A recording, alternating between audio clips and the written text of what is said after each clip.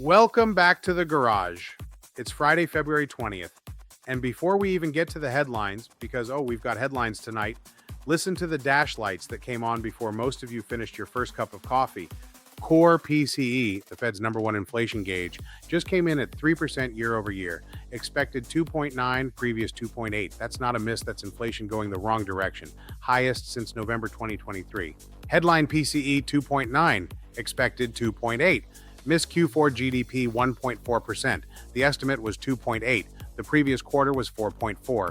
Growth didn't slow down, it fell off a cliff. Personal spending in line. Personal income in line. So Americans are earning the same, spending the same, getting less, and paying more.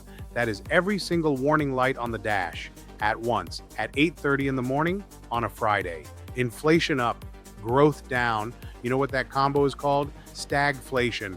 The one word the Fed doesn't have an answer for. You can't cut rates because prices are running hot. You can't hike because the economy is stalling, the engine is overheating, and the transmission is slipping at the same time. And that was before the real chaos started. I need you to buckle up tonight because the headlines today, I'm not making this up, the headlines today read like somebody let a 5-year-old write a Tom Clancy novel. Ready? Here we go. The Supreme Court struck down the president's tariffs, 6-3, done, gone, markets ripped. 30 minutes later, Trump gets on camera, calls the justices a disgrace, and slaps a brand new 10% tariff on the entire planet. Gold is sitting at $5,050. The U.S. military is positioned and ready to strike Iran as early as this weekend. A private credit fund just froze redemptions and started fire selling $1.5 billion in loans. And Bitcoin is somehow still standing at 67,000 after $4 billion in ETF outflows. That is a lot of smoke in the engine bay. Yes, as we're going to break all of it down tonight. But first, smash the like, hit the follow, and share this with anyone you know who is sitting at their kitchen table right now going, what in the world just happened today? All right, hood up, let's work. Every mechanic starts the same way. You don't look at the paint, you don't check the stereo. You put the gauge on the manifold and you read the pressure. And tonight the manifold is telling us the whole engine is under stress. So let's go system by system. So the morning data just told us inflation is hot and growth is dying. The worst combo in economics, and then around midday, the Supreme Court of the United States drops a nuclear ruling. 6-3. The tariffs are done, gone, struck down. Now here's what happened. Back in 2025, Trump used something called IEEPA, the International Emergency Economic Powers Act, to slam tariffs on basically everything coming into this country. China, Europe, Canada, Mexico, the whole menu. That's the law presidents use for emergencies. Today, 6 justices looked at that and said, and I need you to hear this because it matters, it was not the typical liberal versus conservative split.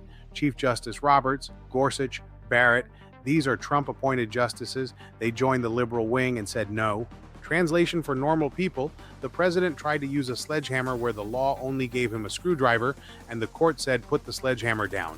Markets ripped. Dow jumped, NASDAQ jumped, S&P jumped. The tariff tax on the entire economy was just removed. Traders are high-fiving. CNBC anchors are smiling for the first time in 6 months for about 30 minutes. 30 minutes. That's how long the party lasted. Trump gets on camera, calls the justices a disgrace, and announces a brand new 10% tariff on the entire planet.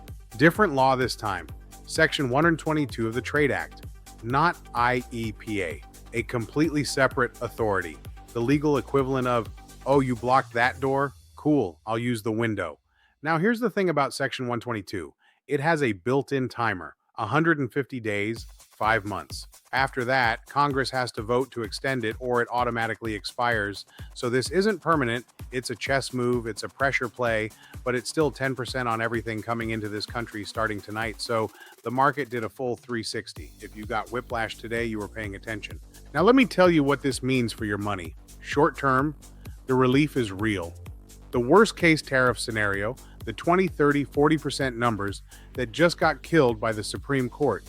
That distinction is worth real money. Medium term, 10% is still 10%.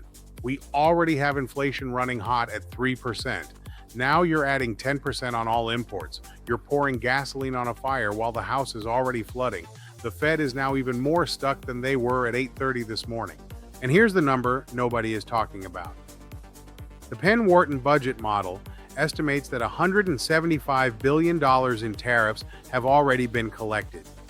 The court said nothing about refunds. That money is just sitting there in government limbo, 175 billion gone. 5 for crypto, net positive in the next 72 hours. Less trade friction compared to what we had means more risk appetite. But do not, I repeat, do not treat this as an all clear. The replacement tariff plus the PCE data means the Fed is going nowhere on rates. And when rates stay elevated, there is a ceiling on every risk asset in existence, including your favorite altcoin. Now I got to talk about the thing that could override everything I just said. Every chart, every data point, every legal ruling, all of it becomes background noise if this happens. The United States has built up the largest military presence in the Middle East in 22 years. 2 aircraft carrier strike groups, the Gerald Ford and the Abraham Lincoln, fighter jets, refueling tankers, submarines, B-2 stealth bombers, air defense systems. This is not posturing. When you forward stage B-2 bombers, that is not a negotiating tactic. That is staging. Trump said he'll decide within 10 days. CNN reported the military is ready to go as early as this weekend. A senior advisor, not some random Twitter account, a senior advisor, told Axios there's a 90% chance of kinetic action in the next few weeks. Let me spell out the domino chain because this is critical. Strikes happen. Crude oil spikes, probably to 120, maybe higher if shipping lanes get threatened. When crude spikes, inflation expectations spike. When inflation expectations spike, the dollar strengthens because the world runs to safety. When the dollar strengthens, everything denominated in dollars takes a hit. Bitcoin, Ethereum, Solana, gold in the short term, equities, all of it. Flight to safety means flight to the dollar and short-term treasuries. Everything else gets sold first. Questions get asked later. That's not my opinion. That's how every military escalation in the last 30 years has played out in markets. Now, could this be leverage? Could it be a negotiating flex? Sure. They had indirect talks in Geneva this week. There is a diplomatic track, but the window is narrowing. I am not here to predict what a president does with aircraft carriers. I'm here to tell you that this is the #1 risk to your portfolio this weekend, and you need to have a plan for it. If you are leveraged long going into Saturday with no hedge, I'm not telling you what to do, but I am telling you the risk is asymmetric to the downside on any military headline. One push notification on your phone Sunday morning could move Bitcoin $5,000 in 20 minutes. Know your exposure. Stay sharp, Garage Gang. All right, now let me tell you the thing that's keeping me up at night, and not in a scared way. In a who the hell is doing this way? $4 billion has left Bitcoin ETFs in the last 5 weeks. The biggest outflow streak since these ETFs launched, 100,000 Bitcoin in drawdowns since October. The institutional cost basis is sitting around $84,000, which means most of these ETF holders are underwater and still selling, taking the loss, walking away, and yet Bitcoin is at 67,000. Pause, process that. 4 billion in sell pressure, and the price is standing there like a bouncer at a nightclub who doesn't even flinch. How? Somebody is buying. Somebody large is buying every single coin these ETF holders are dumping, quietly, consistently, without moving the price down, and we don't know who it is. That's the honest answer. The on-chain data doesn't fully reveal it. The ETF flow data shows the exits, but the buyer on the other side, ghost. It's either whale wallets accumulating in the dark, corporate treasuries loading up while everyone's distracted, or, and this is the spicy one, sovereign buyers, nation states, central banks, entities that don't file 13Fs and don't care about quarterly performance. This is the most bullish structural signal in the market right now, if it holds, and that's the fragile part. If Iran goes kinetic and this invisible buyer steps back from the table, there is no floor until 60 to 65,000, maybe lower. The buffer is the buyer, and we can't verify the buyer. Real quick, and pay attention because nobody in crypto media is covering this, and they should be. Blue Owl Capital, they manage tens of billions in private credit, just froze redemptions on one of their retail funds and started fire selling $1.5 billion in loans.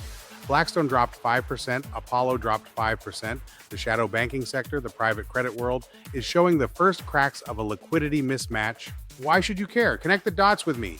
Morning data shows GDP collapsing to 1.4, inflation running hot. Now private credit, those chickens are coming home to roost.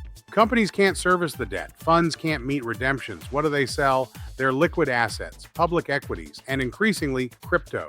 They're not selling Bitcoin because they hate Bitcoin. They're selling Bitcoin because they need the cash to plug holes in their private credit book.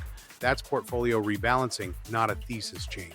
But the selling pressure is real regardless of the reason.